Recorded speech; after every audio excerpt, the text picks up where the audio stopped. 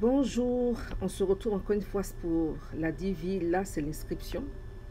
Begin Entry, on clique dessus et puis bon, on attend que ça prenne parce que le site est vraiment sollicité ces derniers temps et il faut s'inscrire.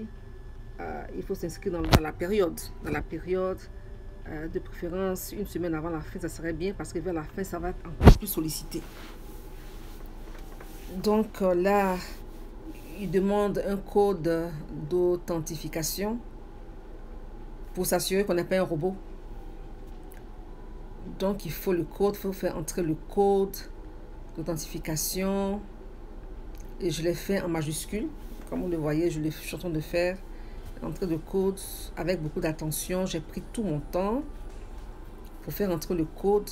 C'est vraiment pour que vous puissiez voir à quoi ressemble le formulaire d'inscription en ligne. On ne verra pas le formulaire jusqu'au bout parce que, bon, je ne suis pas en train d'inscrire quelqu'un. Donc, on n'ira pas jusqu'au bout. Mais déjà, la première partie de ce formulaire, ok. La première partie, donc, c'est l'applicant principal. Ses informations, son nom de famille, son prénom, premier prénom, deuxième prénom, son genre, sa date de naissance, le mois, le jour et l'année,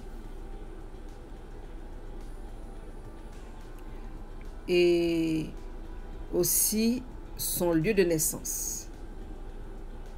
Son lieu de naissance, il y a une liste qui va apparaître, le lieu de naissance. Vous allez cliquer sur le pays de naissance.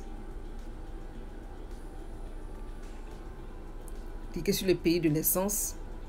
Et ensuite, il y a le pays d'éligibilité. Le pays d'éligibilité. Ce qui compte pour les Américains, ce n'est pas tellement la nationalité, mais plutôt le lieu où vous êtes né. C'est par rapport à ça que vous êtes éligible ou pas. Donc, le pays d'éligibilité, c'est pour ceux qui sont nés dans un pays qui n'est pas qualifié, tel que le Nigeria. Ils peuvent mettre le Nigeria comme pays de naissance, mais notre pays d'éligibilité, le pays de leurs parents, si leur parent n'est pas né au Nigeria, ou le pays de leur conjoint, si leur conjoint n'est pas né au Nigeria.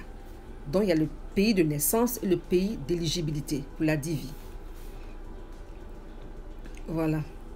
Donc, le pays d'éligibilité, donc on explique pour ceux qui ne sont pas nés dans un pays éligible, ils peuvent mettre comme pays d'éligibilité le pays du conjoint ou des parents. Si ceux-là sont nés dans les pays éligibles, en tout cas.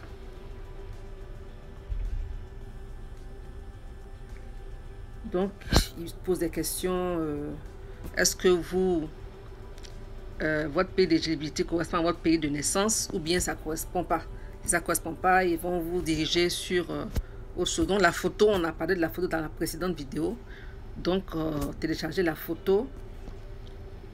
Maintenant, l'adresse, la ville.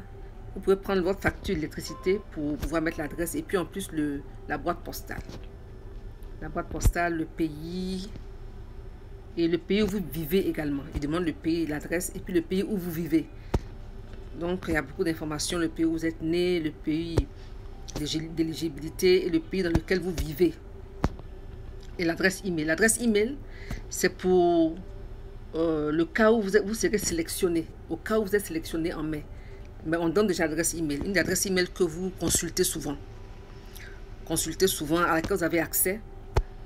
Parce que c'est par là que vous allez communiquer quand vous serez sélectionné. Mais ils ne vont pas vous envoyer de email à cette adresse pour vous dire que vous êtes sélectionné. Hein? Ils n'enverront pas de email pour dire que vous êtes sélectionné. Pour savoir, il faut avoir le numéro de confirmation. À la fin de votre inscription, c'est ce qui va vous permettre de vérifier sur leur site pour savoir si vous êtes sélectionné ou pas. Donc, l'adresse email, c'est pour après. Si vous êtes sélectionné, en ce moment-là, ils vont utiliser cette adresse email-là pour entrer en contact avec vous. Donc, on confirme l'adresse email. Et puis, le niveau d'éducation minimum bac. Maintenant, il y a ce qu'on appelle le Vocational School. C'est les écoles professionnelles, telles que le BT, ceux qui ont le BT, le BTS. Mais ceux qui ont le BT, ils peuvent faire une équivalence, je crois. Ils peuvent faire une équivalence avec le baccalauréat, à l'office du bac. Faire une équivalence. Et pour ceux qui ont le BTS, il y a encore les 2 ans qu'ils ont fait. Et puis, le boulot qu'ils ont fait également. Maintenant, pour le boulot, il y a un site internet sur lequel il faut aller pour valider votre expérience professionnelle. Demain, je vais faire une vidéo sur comment vérifier votre expérience professionnelle sur le site Honnête. Donc là, ce sont les différents éléments sur lesquels on peut cliquer éventuellement. Donc, ça s'agit maintenant de la situation du statut matrimonial. Célibataire, unmarried célibataire, marié et mon époux, mon conjoint n'est pas un citoyen américain ou un résident permanent. Et marié et mon époux est un citoyen américain ou un résident permanent. Vous cochez ce qui vous concerne. Maintenant, est-ce que vous êtes marié? Est-ce que vous êtes divorcé, veuf ou veuve? Est-ce que vous êtes légalement séparé? Parce que si vous êtes divorcé, ne mettez pas célibataire, mettez divorcé. Si vous êtes veuve, ne mettez pas célibataire, mettez veuve. Veuve, ça dit que vous étiez marié légalement et votre conjoint est décédé. Ce n'est pas concubinage. Concubinage, ce n'est pas mariage. Ils ne considèrent pas cela. Légalement séparé, ça veut dire quoi? Que vous n'êtes pas divorcé. Vous êtes marié, vous n'êtes pas divorcé, mais vous êtes séparé sur la base d'une décision de justice. Donc, c'est tous ces détails-là qui demandent. Et le nombre d'enfants, incluez le nombre d'enfants biologiques adoptés avec documents à l'appui et les enfants de vos conjoints. Il faut les mettre absolument. Il faut mettre les enfants de vos conjoints absolument. Je précise une chose, c'est que le fait que vous vous inscrivez avec vos époux, vos conjoints et vos enfants ne vous oblige pas à partir en même temps avec eux. Ça ne vous oblige pas à partir avec eux. Vous pouvez les inscrire, mais vous devez les inscrire. Ça, c'est une obligation. Les inscrire forcément, pour qu'en cas de sélection, si vous voulez les laisser au pays pendant quelques années avant de les faire monter aux États-Unis, c'est possible, vous pouvez le faire. Mais quand vous le faites, dans ce cas, ça veut dire qu'ils ne vont pas aller à travers toute la procédure de demande de visa.